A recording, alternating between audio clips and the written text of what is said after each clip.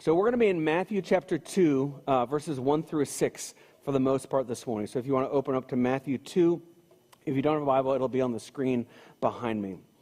So it says this. I'm going to read the whole passage to you. Now after Jesus was born in Bethlehem of Judea, in the days of Herod the king, behold, wise men from the east came to Jerusalem, saying, "Where is he who has been born King of the Jews? For we saw his star when it rose, and have come to worship him." When Herod the king heard this, he was troubled, and all Jerusalem with him. And assembling all the chief priests and scribes of the people, he inquired of them where the Christ was to be born. They told him, "In Bethlehem of Judea, for so it is written by the prophet. And you, O Bethlehem, in the land of Judah, are by no means least among the rulers of Judah. For from you shall come a ruler who will shepherd my people Israel." So I want to share three reasons why we miss Christmas, or why we kind of cram it in at the very end. Two of them will come from this passage, and then one will go someplace else for. But here's the first reason. It's that we're too familiar with the story. Sometimes we're just too familiar with the story, and that's the same issue that the scribes had. They were too familiar with the story. So the quick overview of the story is this. Jesus is born in Bethlehem. What we have here is the wise men come from the east. They're looking for him. They can't find Jesus exactly, so they stop in Jerusalem. They ask Herod for directions. Herod hears that they're looking for the king of the Jews. And we'll talk a little bit more about Herod. We'll talk a little bit more about the wise men towards the end. But Herod doesn't know, so he gathers up a group of people, the scribes and the chief priests, and he says, "I want you to tell me where they are so that these wise men can go find them." And he tells the wise men to come back and report where they find Jesus. So that's the kind of the nutshell of the story. But when he gathers the scribes, this is what he says. It says, "And assembling all the chief priests and scribes of the people, he inquired of them where the Christ was to be born." Now, the problem that we're going to see with the scribes is that they were too familiar with the story. They knew all the details and all the prophecies and all of this about Jesus, but yet they were missing something.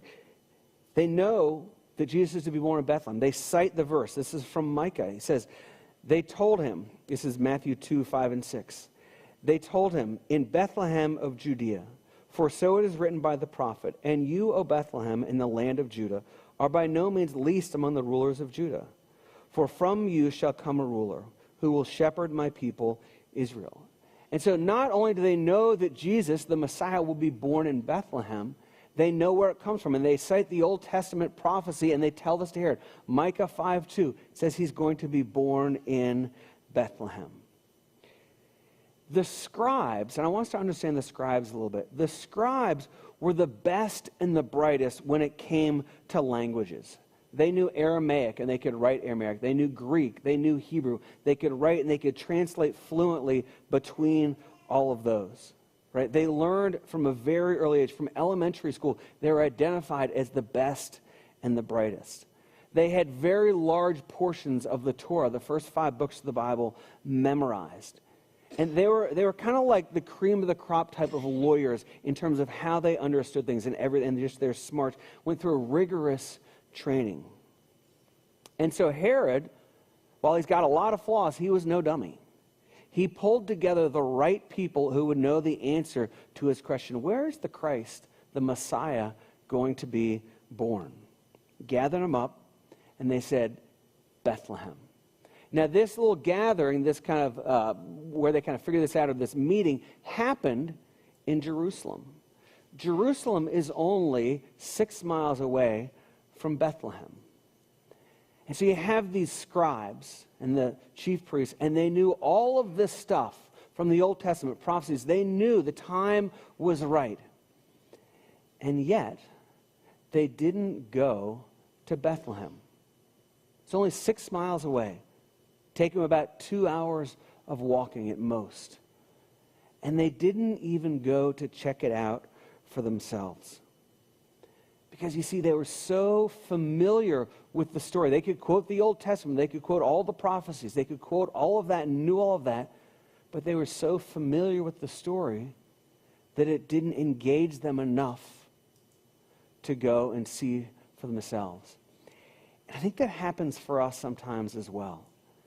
That we're so familiar with the Christmas story that we don't ever actually engage with it and engage and experience Jesus. And so ask yourself the question, are you so familiar with it that it doesn't hold the awe that maybe it once does? For the second reason that we sometimes miss Christmas or cram for Christmas, we're going to go out of the Christmas story to Luke chapter 10. And this is a story about Mary, not Mary the mother of Jesus, but another Mary and her sister Martha. It says this is Luke 10, 38 and 39. It says, "Now as they went on their way, Jesus entered a village, and a woman named Martha welcomed him into her house. And she had a sister called Mary, who sat at the Lord's feet listening to his teaching." So Mary she's sitting at the feet of Jesus, and she's really doing what a disciple does. She's sitting there, she's worshiping him, she's hearing from here, she's listening, she's in his presence. But then it says this about Martha in verse 40. "But Martha was distracted with much serving." And I think most of us can identify with Martha in this story. That there's Mary, she's just sitting at Jesus' feet, and Martha is going around the house doing all of the preparations for everybody. And chances are there was probably a crowd of 15 to 20 people there.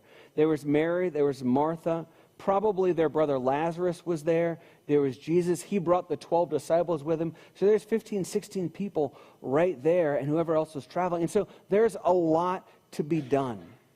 And I know that when we have people over to our house, like there's a lot to be done, and there's cleaning and sweeping and cooking and all of that type of stuff, and all of that is going on. The problem for Martha, though, is that she was missing out on the best thing. You see, there's food, there's cleaning, there's cooking, there's all of that stuff, there's dishes to be done.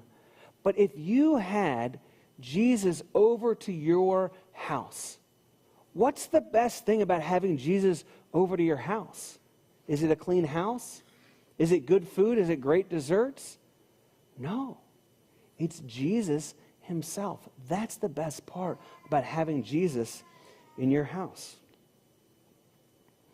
We miss Christmas because we're too busy like Martha. We're too busy like Martha. Listen to what Jesus says to Martha and see if there's some good counsel in here for us. It says, "And when she went up to him and said, 'Lord, do you not care that my sister has left me to serve alone? Tell her to help me.'" So you can hear the bitterness in Martha's voice. You can hear that she's kind of ticked off, like, I've got to serve, and Mary's just sitting there listening. But listen to Jesus' response. "But the Lord answered her, 'Martha, Martha, you are anxious and troubled about many things, but one thing is necessary. Mary has chosen the good portion, which will not be taken away from her.'" I love that. It says Mary has chosen the good portion, and that good portion will not be taken away from her. She does what's right. And yet we go back to Martha, and we're like, but what about all the stuff that had to be done? Right? Somebody had to make the dinner. Somebody had to clean the house. Somebody had to, and we go, Martha, what she was doing was important. But yet Jesus says, Mary has chosen the good portion. She was with Jesus. She didn't have to do all that stuff. She chose to do all that stuff. They could have all made dinner together afterwards. Jesus could have done his little fishes and loaves thing. Right? She didn't have to do that. But yet that's what she did. And she missed out on the best part of Jesus being at her house, being with Jesus. And we do the same thing, don't we? Because when it comes to this Christmas season, when it comes to the month of December, there are so many things that keep us busy. You know, we go to parties, we make Christmas cookies, we do shopping, we get gifts, we do the elf on the shelf, we do gingerbread houses, we shop for matching PJs, we watch Christmas movies that have nothing to do with Jesus. We do all of these things. There's a lot of busyness at Christmas. And I'm not saying don't do those things. Hear me clearly. I'm not saying don't do that. I love some of those traditions. And we have a lot of those in our house, and I love being a part of those. But the problem is that we get so busy doing those things that we miss out on Jesus. We miss out on experiencing all that Jesus has for us and the birth narrative and all that that can teach us about our lives because we're so distracted, just like Martha was. So we'll return to the Christmas story and see another character who misses out on Christmas. So here's the third one, is we are too fearful like King Herod. We're too fearful like King Herod. Now, if you know who King Herod is, and even just from the little that we read, you're probably thinking to yourself, like, I'm not fearful like King Herod. Like, he was kind of a whack job, and I'm not sure that I like that you're saying that I'm like him, right? And you're probably going, I'm not really fearful of Christmas. That's weird. Who's afraid of Christmas? But I want us to understand Herod and who he was and how he operated, and then I think it'll come back to us a little bit more than we think. Matthew 2:3 says this, when Herod the king heard this, and so what he heard was that Jesus is the King of the Jews, the Messiah, he was troubled, and all Jerusalem with him. It says he was troubled, and all Jerusalem with him. If you ever heard the phrase, if mama ain't happy, ain't nobody happy, right? I don't know if that's true in your house, but if mama ain't happy, ain't nobody happy. This is the Bible version of that. If Herod ain't happy, if Herod's troubled, then ain't nobody happy with him. Then everybody in Jerusalem is troubled as well. Because Herod was that kind of a guy. You see, Herod was the king of the Jews. Politically, all of that.